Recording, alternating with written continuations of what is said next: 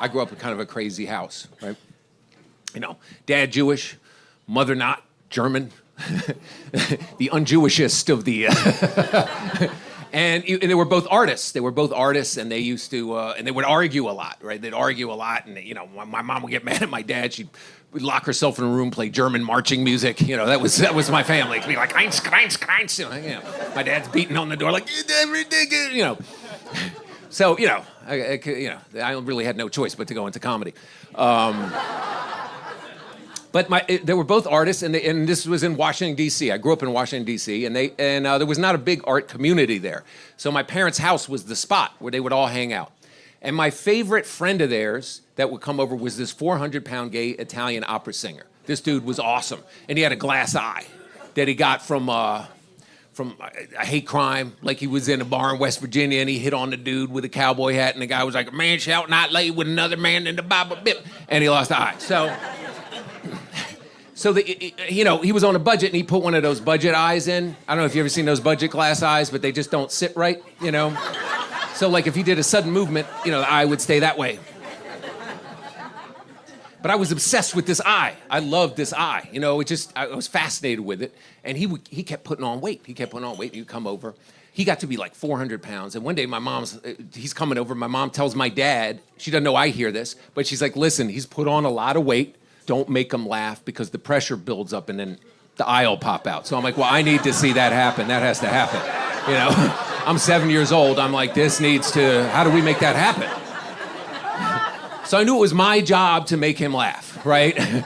It was my job, you know. So I'm thinking all day, like, what am I going to do? I'm 7 years old. But I remembered his favorite actress was this lady, Cloris Leachman.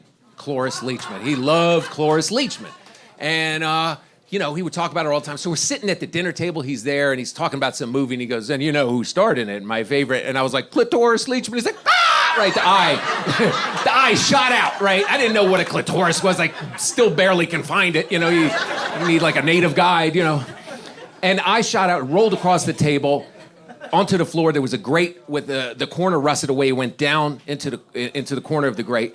And my dad's trying to get it out with a coat hanger. He's trying to get the eye out. And I reached down with my skinny kid arm. I grabbed the eye. I brought it back to him. He gave me $5. So it was my first joke and my first paid gig, right? Now, the story gets a little darker. So my mom, you know, being German, she had a lot of beefs with people in the neighborhood. There would be like, you know, these beefs that, you know, there was a lady across the street, one of our neighbors, named Tina. And Tina, she always, you know, she was always fighting with Tina. And, you know, it was pretty even. It was pretty even at first. But then my mother got Alzheimer's, and, you know, it was very sad for us and everything. She started losing. And Tina would still take shots at her, you know. And so I started doing comedy and everything. And one day my mom's there, and she's kind of like, "Urgh." And Tina comes over, and she goes to me, she goes, "You're doing comedy? I wonder where you get your sense of humor from. Probably your crazy mother," right? And I see my mom like, "Urgh," and walks off, right? Because the thing about Alzheimer's, you'll have a little recognition. Once in a while, you get a little flashback, right? So I see my mom.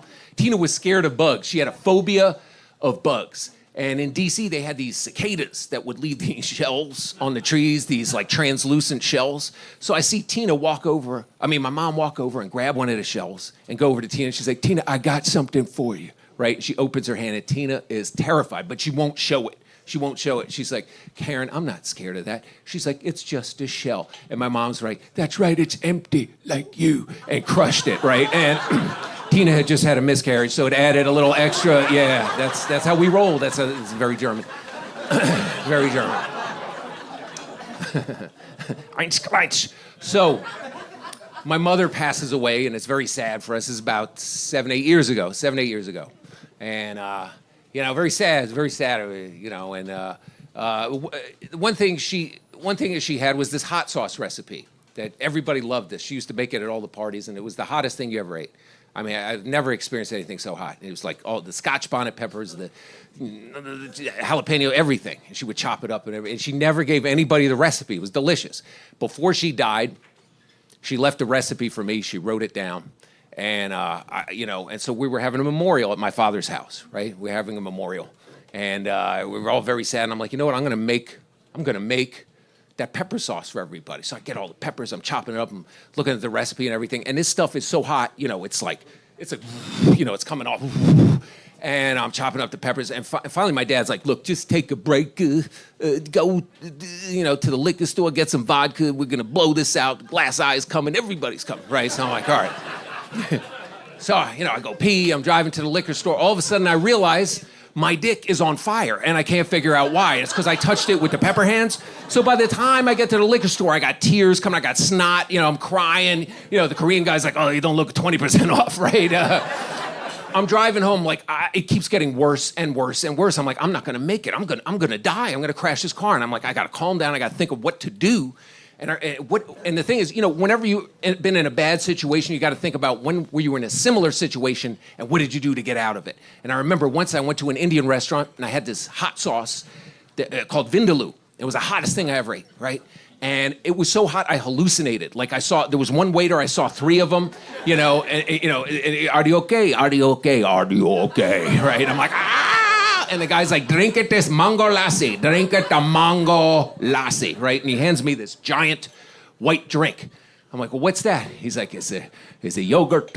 It's a cool, the daddy gonna cool the inside, drink it the mango lassi, right? So I'm like, mango lassi. So I drink it. Immediately, it cooled the pepper, right? Immediately. It was amazing, right? So I'm driving along. I'm like, mango lassi, wagga dagga. I get home, all the people are milling around. I'm like, mango lassi. I get to the refrigerator, open it, there's a giant vat of Stonyfield yogurt with the strawberry in the bottom. I grab that thing, I go into the bathroom, I jam my dick into this yogurt. I am fucking this yogurt. I'm balls deep, the tip is in the strawberry. I'm like, mango lassi. And it feels so good. It's probably illegal, it should be.